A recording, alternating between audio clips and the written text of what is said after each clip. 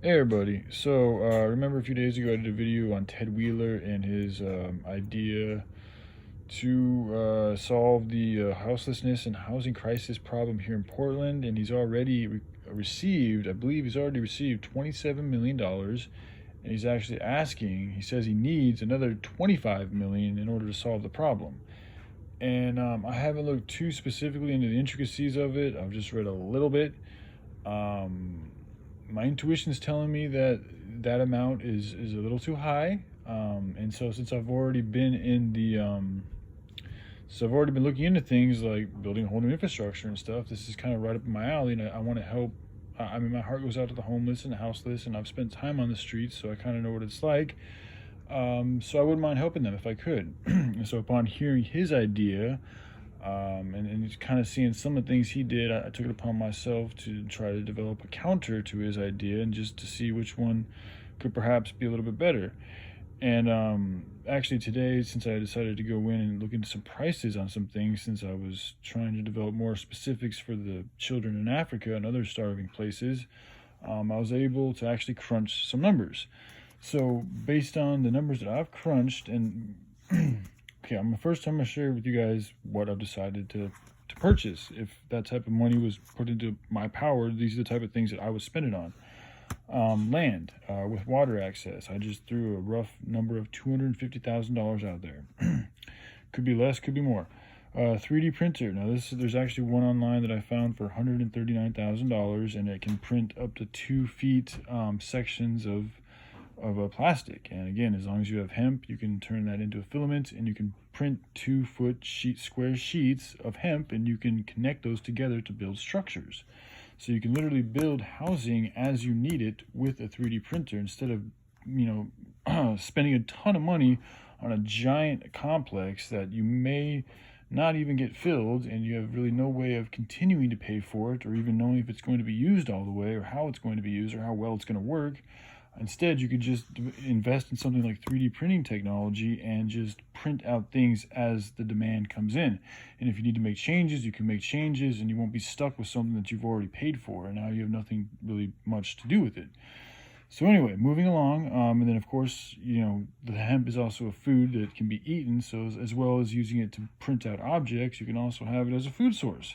And since we also have a food crisis right now, and perhaps coming, it's another it's just another solution. Anyways, to keep it moving here, vertical farm growing systems. These are expensive, as I said. You can get 1,000 square foot facility for $1 million. That's a lot of money. So, did I even factor that in right? I might not have factored this in the price, but anyways, even factoring in even adding $1 million to the price isn't nowhere near how much Ted Wheeler's asking for. So, let's keep it moving.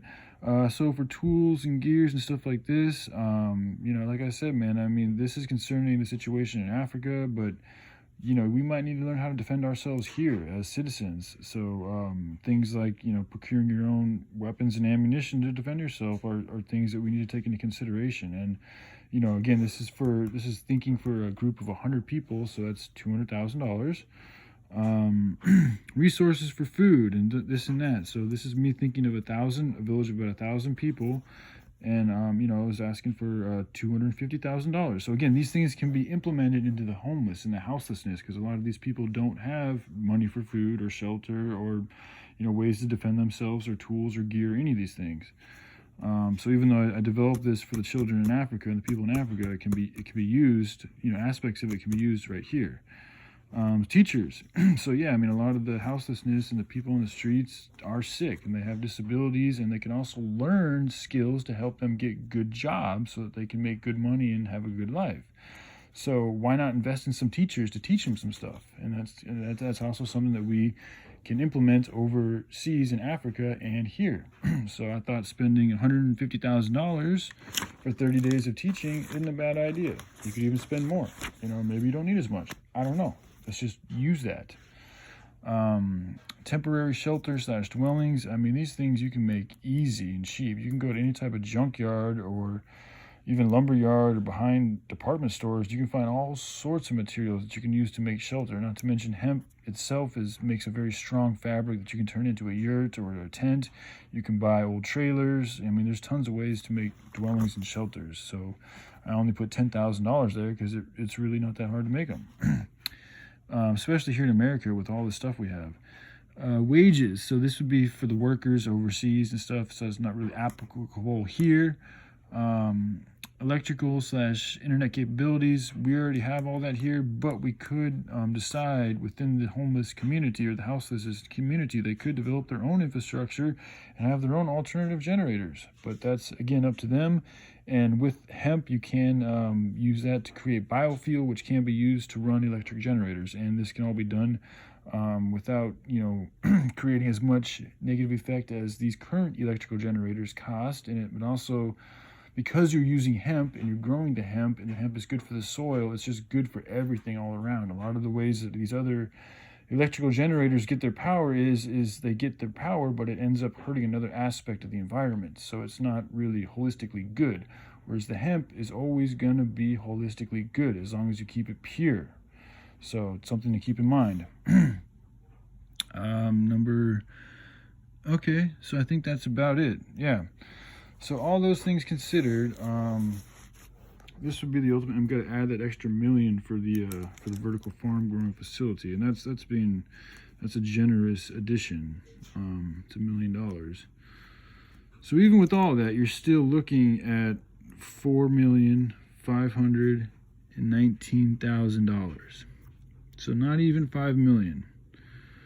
And you would have essentially all of the tools one would need to start an infrastructure. I mean, the only other thing that you don't have here that I should have included was water and well access. I did mention that with the land, you're going to want to, so you're going to have, I mean, how much does it cost to run a well? I mean, maybe throw on $50,000. I mean, it's not that much, you know what I'm saying?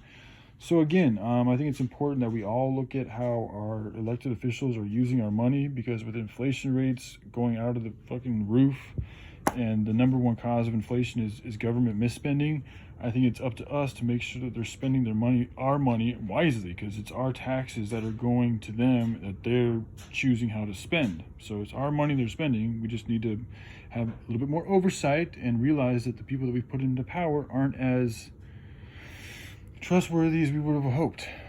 It is what it is, so let's just take care of the problem and keep moving. But hopefully this can show you guys that for a fraction of the cost, you can do a lot. And $50 million is a lot of money at a time when a lot of people are hurting. So we really need to look at how we're spending the resources that we still have to spend, because we are not going to have those one day, perhaps. So let's not waste them. All right, I love you guys. Y'all take care. Bye.